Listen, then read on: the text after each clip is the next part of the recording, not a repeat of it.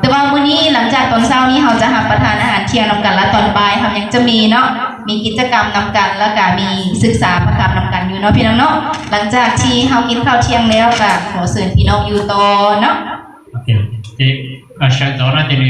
phải mình chỉ được đấy vấn đề rồi thì tao cá phải tạo nó là thì nó sụt ra thì mà chẳng qua là càng từ gì thì nó sụt ra tao phát đi rồi sáng đó là thì cái ít pha ít tỏ nó đây cho nó โอเคค่ะน้อยอยากจะแบ่งปันกับพี่น้องเนาะในตอนเช้าวันนี้ก็คืออยากจะหนุนใจพี่น้องเนาะหัวข้อก็คือให้พวกเรานั้นหับไซกับครอบครัวกูสาไฟเราไปน้องนอเดี๋ยวลูกของพ่อเดี๋ยวกูสาว่าเขาหรือยังหับไซเดี๋ยวกูสาว่าเขาหรือเราเจติได้ขนาดเพราะว่าอยู่ในทั่วโลกนี่พี่น้องเพิ่นได้เห็นบทสำรวจเนาะในตอนนี้นี่การนมัสการกับครอบครัวการหับไซกับครอบครัวนั้นเป็นเรื่องที่ท้าทายหลายเดี๋ยวเลยเกี่ยวกับฟ้าท้องเปลือกเจ๊เดี๋ยวเกี่ยวว่าเขาหรือเราชีเกี่ยวรอไปหาเราอยู่เจติในเราชีว่าเขาหรือเราอยู่เจติในมาเพราะเราอยากยิ่งพอเป็นแหน่งเราไปเกี่ยวอยู่ในในโบสถ์ทั่วโลกนี้พอฮอด 40% ที่มีการนมัสการกับครอบครัวnhớ rồi cho con trai thống kê tế nó chỉ to nói cho người sinh ở lạiอยู่เป็นหายเราเลยเจติในแล้วการที่สามีกับภรรยากับลูกเต้านี้จะมาโบสถ์นำกันก็เป็นเรื่องที่ยากเนี่ยอีกคนสีกู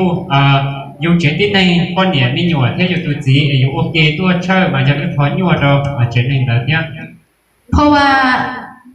หลังจากที่เรามีการพัฒนาขึ้นหลายเท่าใดมีสื่ออิเล็กทรอนิกส์มีการใช้โทรศัพท์มีการติดโทรศัพท์หลายขึ้นเท่าใดการนมัสการของเราจะต่ำลงเท่านั้น这个话ไม่นอนหนึ่งรอบริจาคจะหญิงมัวเรื่องของอะไรเดียวเจ้าของทันสมัยเจ้าของเจ๊งนั่นอะไรอย่างนึงถือต้นตอบบริจาคจะหญิงว่าเราเป็นสกิปไปหาแล้วจะรู้ดูสิและตามบทต่างๆที่ขน้อยไปเนาะส่วนหลายเกิน 60% แมนสตรีส่วนหลายจะซ่องหาบุรุษหันยากเป็นเรื่องที่ท้าทายสำหรับข้าเจ้าในการที่จะเข้ามานมัสการข้าเจ้าซึ่งตัวข้าเจ้าว่ากูต้องมูแล้วมาเจ้าจ่อเปอร์เซ็นต์ยอดจ่อป้อนเนี่ยจ่อจริงในมายั่วจีช่องม่วงฉะนั้นมันเป็นเรื่องที่สำคัญหลายเนาะสำหรับสตรีของพวกเราในการที่จะหนุนใจคู่สมรสของเราในการที่จะหนุนใจลูกเต้าของเรานั้นให้เข้ามาหาพระเจ้าdo nên chừng chế ở bên chỗ nhà chế bây giờ tôi sao ở bên tụcจิ้งก่อนในเจจีเจนะเนี่ยตัวใช้ไปถึงจิ้งก่อนแล้วชีวิตจะมีอยู่ก่อนสำหรับข้อความจำของพวกเราเนาะพี่น้องอยู่ในโยซูวบทที่24ข้อที่15เขาก็được cứu ở bên trái nó giờ nhớ được họ và dù sùa trong nên cóร้องไปก่อนชี้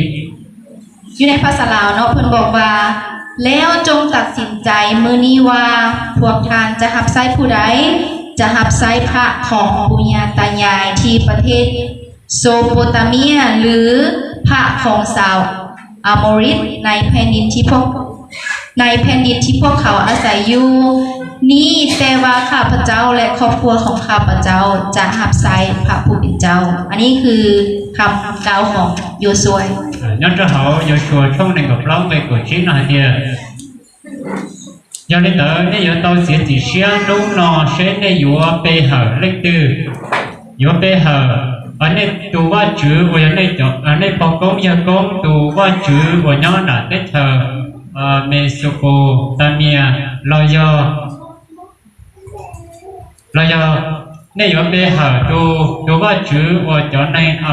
อโมลีแล้วไปหาวันนี้แต่เราได้เจอแล้วย้อนเราตัดสิกูเที่ยกูเจติในยัวไปหาว่าจื้อคนนั้นโยชัวโยชัวเนาะเป็นผู้หนึ่งที่เป็นผู้รับใช้ของพระเจ้าที่เป็นแบบอย่างให้กับเราในการรับใช้พระเจ้าเพิ่นบอกว่าเชิงภัยก็ตามจะบ่รับใช้พระเจ้าแต่ตัวค่อยและครอบครัวของค่อยจะรับใช้พระเจ้าโยชัว要一度我觉得好聊天要一度我读高中还做个给背好的做那度有背好那度老师那天你决定那有背好ว่าจื้อซิท่านโยซูวได้ถูกเอิ้นพี่น้องได้ถูกเฮียนเอิ้นจากพระเจ้าให้มารับใช้พระเจ้าและพวกเราอยู่ที่นี่เช่นเดียวกัน ในการที่จะรับใช้พระเจ้าเราจะต้องมีการอุทิศถวายตัว yêu xua cũng yêu đi tu và chủ sái lò qua nơi tề hậu lửa thế cho lò ba đầu chủ tề hậu lửa thế do cái sự tu này nó là ý giả đầu và chủ của hù bé là ý giả thế bây giờ tao sĩ bé lúc sĩ hở đầu và chủ thế พระเจ้าสามารถที่จะเลือกโยซัวได้ขน้อยเชื่อว่าพี่น้องที่มาอยู่ที่นี่ทุกคนได้ถูกเรียกได้ถูกเลือกจากพระเจ้าแล้วพี่น้องจึงจะสามารถมาอยู่ที่นี่ในพระวิหารของพระองค์ bây giờ xua tu nhớ được tới nó có lấy do và chủ hù bé lò cái theo đi nó phải xử tôi nhớ được tới nó และการหับไซหันพี่น้องบ่ได้เริ่มจากข้างนอกก่อนเนาะการหับไซหันเริ่มจากครอบครัวของเราเอง เริ่มจากลูกเต้าของเราเริ่มจากพ่อแม่ของเราญาติพี่น้องของเรา kiểu hậu lửa do chiều bé bí sáng đầu các chiều bé bí sáng hậu bé chuyện đi nhanh tua muốn thế rồi béจะคือจะตีmuốn thế เพราะว่าอยู่ในปึ้มหนังสือของทานางอิเลนจีไวเพิ่นก็ได้กล่าวว่าครอบครัวนั้นเป็นรากฐานของความเชื่อ nhớ được họ nên chỉ vai chẳng đã thì chuyện đi nhanh do lũ hậu bò là do kiện chuyện และครอบครัวนี่เป็นบอนแรกที่ให้ลูกเต้าของเรานั้นได้เริ่มมีการเรียนรู้พ่อแม่คือครูคนทำอิฐของลูกเต้า chuyện đi nhanh đã do họ chơi vừaอยู่ได้มีหน่วยได้อยู่cả bao thế nhiệt sĩ do đồ xếp thứ và khi trong chỗมีหน่วยได้ และครอบครัวนี้จะเป็นผู้ที่ส่งเสริมซึ่งกันและกันให้ความเชื่อของเรานั้นมีการเติบใหญ่ขึ้น cái chuyện đi nhanh do tu và do nó chơi cả rồi do kiện chuyện đã lo tua และพี่น้องครอบครัวนี้เป็นการเฮียนของพระเจ้า chuyện đi nhanh cũng do để cô làm tạiว่าchữ thế ขอแต่เฮาพร้อมที่จะถวายตัวให้กับของเฮานั้นให้กับพระเจ้าพระองค์นั้นจะทรงว่าผู้นั้นทรงเป็นบุตรของพระองค์และทรงเป็นลูกเต้าของพระองค์ thọ có bé chi有八chi rồi tạiว่าchữ thế ổn đểเขาเหลือว่า有ว่าchữ hù bé และการทับไซนี่พี่น้องมันเริ่มต้นด้วยการถวายตัวคือดังที่ขน้อยเว้าเนาะสั้นถ้าเรามีการถวายตัวที่จะทับไซเราต้องสร้างครอบครัวของเรานั้นให้มีสภาพแวดล้อมที่อบอุ่น วันนี้我们有八chi了我后เหลือแล้วสิ我一度都配的ไป有主只靠ไป决定那个我给ย้อนสอชอนั่นน่ะ สภาพแวดล้อมที่อบอุ่นหมายความว่าอะไรพี่น้อง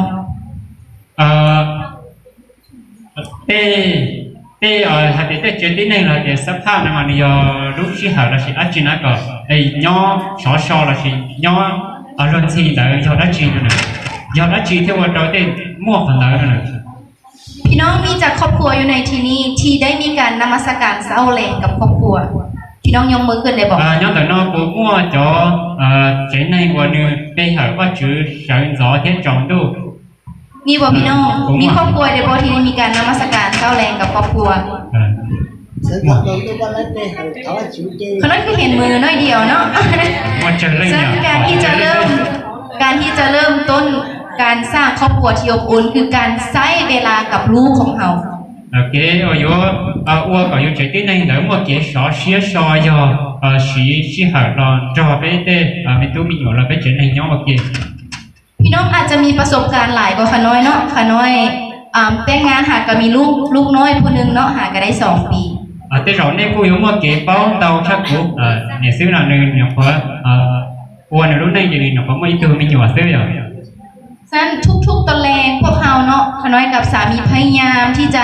สร้างสภาพแวดล้อมที่อบอุ่นให้กับครอบครัวของเราคือพวกเราจะก่อนนอนทุกแรงนะพวกเราจะมีปึ้มเรื่องพระคัมภีร์เนาะอาจจะเป็นภาษาอังกฤษพวกเราจะพยายามอ่านให้เราฟังในแต่ละมื้อจะชวนรู้ชี้หานะเราจะที่ไหนเราเนี่ยว่าเกย์อยู่จู่ตอนใหญ่ว่าจื้อจะรู้เท่านี้กลัวกับนี่เจนในว่าเกย์ชอเชียเราแต่เกย์ใหญ่ว่าจื้อจะรู้เท่าแต่ว่าจื้อแล้วฉะนั้นตอนแรงทุกมื้อประมาณพวกเราเริ่มเลี้ยงมาคำเนาะฉะนั้นกินข้าวแรงเอียงแล้วประมาณ9 โมงแรงจะเป็นโมงที่พวกเรานมัสการแล้วเวลาฮอดประมาณ9 โมงเรากินข้าวกินน้ำอาบน้ำอย่างเรียบร้อยแล้วเข้าบนนอนเราจะรู้ว่าโมงนี้เป็นโมงอ่านพระคัมภีร์เราจะมีปึ้มเรื่องนั่นอยู่ถึงหัวบนนอนแล้วเราก็จะไปจับปึ้มของเรามาเองเรารู้เลยเนาะ xua nú là chỉ xua mò thầu qua lo hậu lử lo mà chưa mong đợi chỉ tao là cả qua chữ tao lúa kê thế mà ít không đợi qua tao nhảy tao qua chữ tao lùn đợi thế ít không kia mình nữa nhớ rằng là không dùng á vấn đề yếu bư yếu chủ nhịn qua chữ tao lùn ta mà đi ra thế mà bư